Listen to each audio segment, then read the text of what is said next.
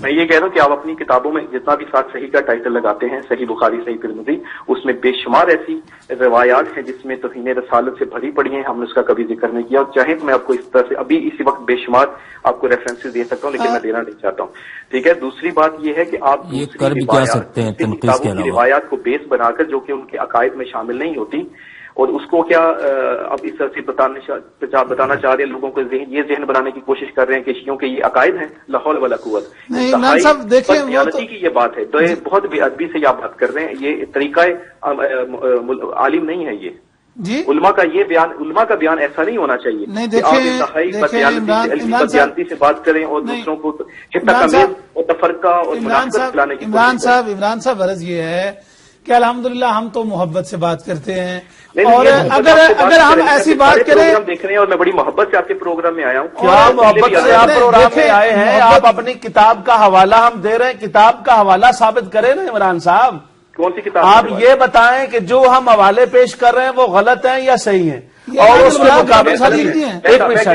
اور اس کے مقابلے میں عمران بھائی میری بات سنیں، آپ نے بات کر لی ہے، آپ ایک کتاب دکھائیں جو آپ کے موقف کو تائید کرتی ہو، آپ کے تمام بڑوں نے وہ کچھ لکھا، آپ ایک چڑھے ہوئے سورج کو کہتے ہو کہ رات کا اندھیرا ہے۔ عمران بھائی یہ بات غلط ہے، تمہاری ناج البلاغہ یہ کہہ رہی ہے، مجھے دخائیں یہ خطبہ، اگر آپ کے امام علی جس کو آپ امام منصوص جن کو مانتے ہیں، ہم تو ان کو امام منصوص نہیں مانتے ہیں، ہم ان کو چوتھا خلیفہ مانتے ہیں، ہمارے نزدیک نبی کے بعد خلافت ہے، امامت نہیں ہے۔ تمہارے پاس نبی کے بعد آگے ہونا ہے، ہمارے پاس نبی کے بعد میں ہونا ہے، نبی سب سے آگے ہے، یہ تمہارا اور ہمارا فرق ہے۔ دوسری بات یہ ناج البلاغہ ہے اور یہ امام پاک کا خطبہ ہے جس میں انہوں نے فرمایا وَقَدْ سَمِعَ قَوْمٌ مِّنْ أَصْحَابِهِ يَسُبُّونَ عَلَى الشَّامِ أَيَّامَ حَرْبٍ بِصِفِّينَ، صفین کے موقع پر جب امام علی رضی اللہ تعالیٰ عنہ کو پتا چلا کہ لوگ برا بھلا کہتے ہیں جناب حضرت امیر معاویہ کو، تو انہوں نے فرمایا انی اکرہ لکم، میں یہ بات ناپسند کرتا ہوں، آئی ڈس لائک اٹ، تمہارا حضرت امیر معاویہ رضی اللہ تعالی عنہ اور ان کے آوان و انصار اور ان کے مصاحبین کے لیے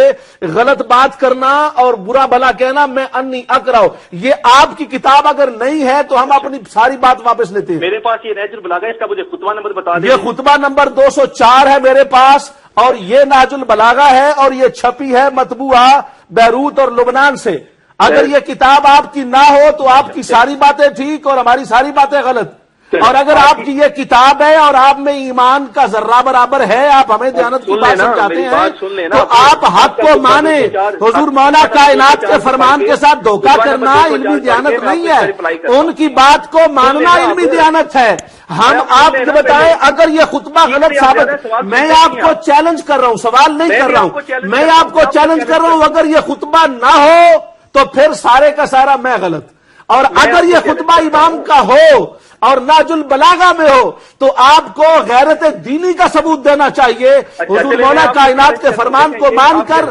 پکی اور سچی توبہ کرنی چاہیے۔ آپ کے الفاظ جو ہیں وہ انتہائی جو ہے وہ عالمانہ گفتگو، جو ہیں کو کیا مطلب ہوا؟ جو ہیں کا مطلب ہی کوئی نہیں ہے۔ آپ کی ابھی وہ آئے انہوں نے حضور مولا کائنات کی تعظیم نہیں کی، یہ تمہاری انوار نعمانیہ ہے۔ انوار نعمانیہ میں تم کیا کہتے ہو؟ انوار نعمانیہ کے اندر تمہارا یہ سبائیہ کا عقیدہ کیا لکھا ہے؟ تمہارا یہ لکھا ہے کہ علی انت الہ،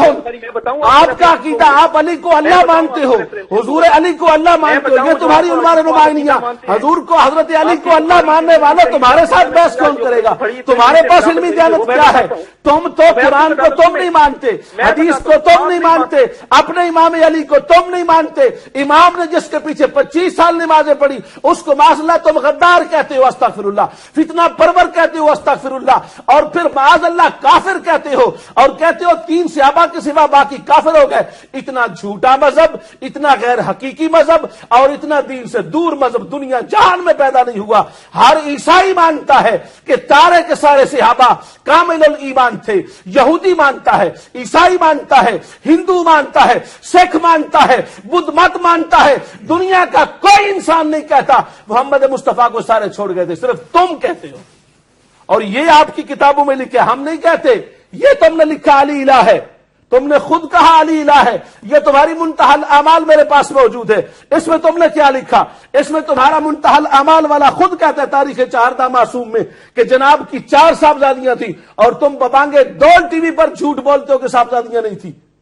یہ کیا لکھا ہے؟ مجھے دکھائیں، آپ 3 دن سے سوال کر رہے ہیں۔ یہ اگر آپ کی منتہی الاعمال نہیں ہے تو میں آج اپنے سارے الفاظ واپس لیتا ہوں۔ یہ لکھا ہے احوال و اولاد امجاد حضرت رسول، یہ کیا لکھا ہے؟ اور یہ لکھا ہے در قرب الاسناد آد حضرت جعفر صادق روایت شدہ است از برائے رسول خدا، کہ رسول خدا کے لیے از خدیجہ متولد شدند، حضرت خدیجہ سے پیدا ہوئے کون؟ طاہر، قاسم، فاطمہ، ام کلثوم، رقیہ و زینب۔ یہ سارے 4 صاحبزادیوں کا ذکر کیا گیا ہے۔ آپ کے امام جعفر صادق جن کو آپ امام منصوص مانتے ہیں، ہم منصوص نہیں مانتے، ہم نبی کے بعد مانتے ہیں، یہ تمہاری کتاب میں لکھا ہوا ہے اور تم خود کہتے ہو اور یہ سمجھتے ہو۔ یہ تمہاری سب سے بڑی اصول بخاری کے درجے کی کتاب ہے جس کے اندر تم نے خود کہا ہے، اور یہ تم کہتے ہو معاذ اللہ استغفر اللہ آدم علیہ السلام حریص تھے، آدم علیہ السلام لالچی تھے، یہ تم نے خود لکھا، اور پھر خود لکھ کے تو تم پھر خود کہتے ہو جی ہمارا مذہب سچا ہے۔ اگر یہ تمہاری کتاب نہیں ہے کلینی کی، تمہاری ہمارے بخاری کی جگہ پر، تو ہماری بات غلط ہے۔ اور اگر آپ علمی دیانت سمجھتے ہو تو توبہ کرو، پکی توبہ کرو، اور لکھو کہ ان لوگوں نے غلط لکھا ہے۔ کشف الاسرار والے سے لے کر جس نے ابو بکر صدیق عمر فاروق کے کفر کو لکھا ہے، تمہیں پکی توبہ کرنی چاہیے۔ تم نے علی کے اماموں کو کافر لکھا ہے، تم نے علی کے مقتداؤں کو کافر لکھا ہے، تم نے حضور مولا کائنات کے رہنماؤں کو اور ان کے جن کے وہ وزیر بنے ان کو تم نے کافر و مرتد لکھ کے استغفر اللہ ثم استغفر اللہ اپنی جہنم خریدی ہے۔ ماشاءاللہ، اسی بات کے پیش نظر جو انہوں نے کی، اور وہ یہ تھی کہ یہ جتنی باتیں بھی انہوں نے کی ہیں مسلسل،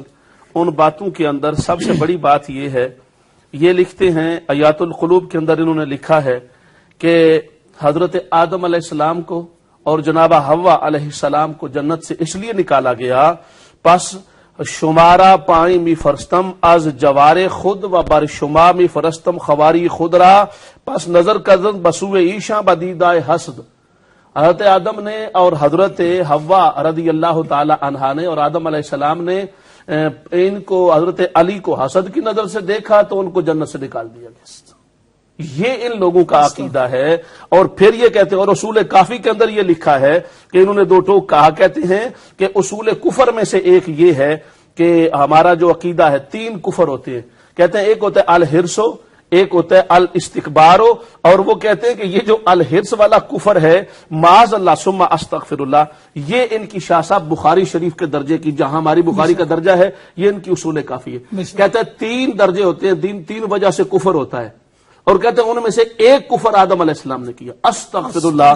ثم استغفر اللہ۔ یہ جو آدم علیہ السلام کو معاذ اللہ کافر مانتا ہے، آپ بتائیں پھر لوگ ہمیں کہتے ہیں ہم ان کو کیا کہیں؟ یہ دنیا کا عجیب مذہب ہے جس مذہب کی کوئی بنیاد نہیں ہے۔ یہ انہوں نے لکھا ہے، اور یہ میں دکھانا چاہتا ہوں، کوئی یہ نہ کہ میں اپنے پاس سے کہہ رہا ہوں، یہ کلینی صاحب کی کتاب ہے اصول کافی، اور یہ اس کا صفحہ ہے فی اصول الکفر و ارکانہ،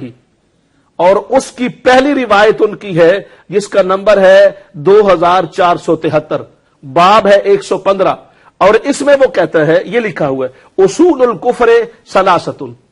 الحرص و حرص والاستکبار و تکبر والحسد اور حسد، فاما الحرص فإن آدم حين نهي عن الشجرة حمله الحرص على أن أكل منها۔ آدم علیہ السلام نے اصول کفر میں سے ایک معاذ اللہ کفر کیا، حرص کیا، درخت کو کھایا اور ان کو جنت سے استغفر اللہ ثم استغفر اللہ نکال دیا۔ یہ ان لوگوں کا عقیدہ ہے۔ آدم علیہ السلام کو معاذ اللہ کافر۔ یہ دوسرے مقام پر لکھا کہ حضور صلی اللہ علیہ وآلہ وسلم نے وہ لے کے آئے تھے ان کے پاس، اور یہ انوار نعمانیہ میرے پاس موجود ہے جس کے اندر انہوں نے 2 ٹوک انداز میں اس بات کو لکھا کہ حضرت جبرائیل علیہ السلام آئے تھے وحی لے کر، مگر ان کی وحی جو ہے وہ غلطی ہو گئی اور وہ ان کی طرف جانے کی بجائے حضرت حضور سرور کائنات صلی اللہ علیہ وسلم کی طرف لے کے چلے گئے۔ انوار نعمانیہ میں ان کا فرقہ ہے جس کا نام ہے غرابیہ،